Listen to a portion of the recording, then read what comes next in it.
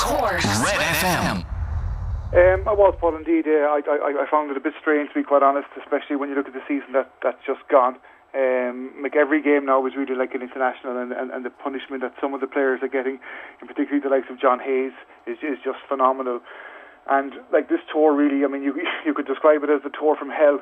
And the games that they have are ferocious games. They're playing the first and the third place teams in the world, like going to New Zealand, and also there's a midweek game then again against the New Zealand Maoris, which would be probably the most physical of the three games down there. Yeah, there are two sides to the argument on this one, David. A successful tour in the summer would obviously build confidence heading back down for the World Cup next year.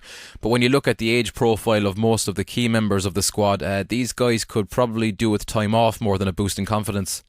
Yeah, exactly, Paul. I totally agree with you. I mean, like they've 18 games between now and the start of the start of the World Cup. Mm-hmm. So like there's ample time for the likes of John Hayes, Ronan O'Gara, Brian O'Driscoll, Paul O'Connell is picked, but I can't see him travelling really because of his ongoing injury. And so there is ample time there for them to get up to the level of playing in the World Cup. So why they're going down there, I don't know. I don't think there's anything to gain from it. And on the other side of it, then you look at the experience that some younger players could have obtained from it, the likes of Mike Ross, Fionn Carr from Connacht, who has absolutely been outstanding this year. He's not on the squad. Mm-hmm. You've got young players then like Scott DC, Duncan Williams, and even a player like Ian Humphreys, maybe in the place of Ronan O'Gara, who could have done with the experience as well. Yeah, and just looking at specific examples as well, David, Keith Earls has played very little rugby since the Six Nations, really because of his injury. I'd imagine he could really have he'd done with some time off in order to be fresh for the start of next season. A player like Earls is obviously vital for the future of Irish rugby. Whatever about the older guys, it's also important that the young players don't suffer burnout so early in their careers. Yeah, I'm glad you brought him right. I think it's hugely important. I think Keith Earls is, as you correctly mentioned, is the future of Irish rugby, and he's 22, 23 years of age. In my opinion, he's the next Brian O'Driscoll. That's how important he is. Mm-hmm. And it's very, very worrying when you see reports in the paper saying that he can't train for 2 weeks, can't train flat out for 2 weeks prior to a game. And that is really worrying for a player of his age. So, I mean, certainly, again, the case is there for him not to have travelled on this, get his groin situation right. As I said, there's 18 games, 18 internationals in the build-up to the next World Cup, so there's ample time there for him to get up to speed. Yeah, and in terms of Paul O'Connell, David, this seems to be quite a curious selection. He hasn't played at all since the Six Nations. He's in the squad, but I think we'll all be surprised if he actually plays. Yeah, I mean, I was stunned to see him on it.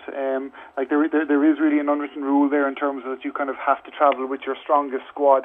So I just wonder, maybe this may be a bit of a smoke screen, and I don't think that I said we might see 3 or 4 players pulling out from this actual squad, and so to the Australians and to the New Zealand team, they'll see this squad and they'll say yes, Ireland are bringing their top quality team down, but when it comes to it, I think there might be 3 or 4 players that actually will be left at home. So that's what I'm hoping. I just hope it is a small bit of a smoke screen to let the Southern Hemisphere teams be fooled really into the fact that we are bringing down the strongest team. What's your opinion on these summer tours in general, David? You've had experience of them during your own career, but with so many games for guys at provincial level these days, do you think they need to be looked at again? Well, I mean, they reviewed it, right, and they've actually upped the amount of games that are going to be played now on the summer tour. When I was touring, we would have had 2 test matches, but in between that we could have had anything up to 8 midweek games as well. So you would have been away maybe just under 2 months on a tour, and that's what they seem to be going back to now. It's obviously all got to do with revenue and TV rights and getting as many bums and seats as possible. But I think it's wrong. I just honestly I can't see how the players' bodies are going to stand up to it. I mean, they're increasing the amount of Magners League games next year. They're increasing the amount of the A games in the BNI Cup next year, and they're also increasing right down at the club level, increasing the amount of AIL games as well. So, I mean, the ask on players is huge, and as I said at the start of the interview, is that the ferocity of the way the game has gone now, it's all to do with the power to weight ratio, and it's incredible. Like, the hits that they're taking have been simulated to getting hit by a truck going at 60 kilometres an hour. Mm-hmm. So, I mean, it's phenomenal, and if we're asking players to take this type of punishment, the squads are going to have to be increased so they can spread out the workload a bit. Yeah, just finally, David, in terms of the tour itself coming up, the tests against Australia and New Zealand, and of course there are games against the Barbarians and the Maori as well.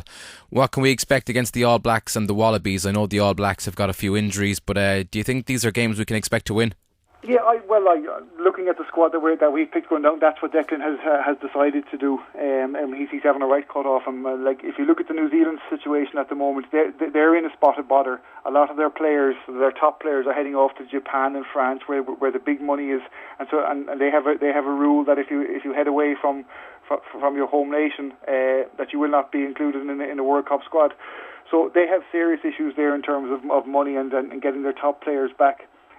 Australia are a different kettle of fish. They really got a kick in the rear end in the last World Cup, and they really put a lot of thought and effort and money back into their own national side. So, it's strange to say it, but I think we have more of a chance of beating New Zealand in New Zealand than beating Australia.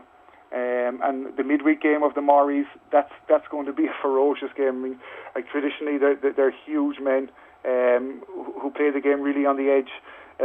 When you think about it, a lot of them will come from Western Samoa and Tonga and the islands and the likes of Fiji.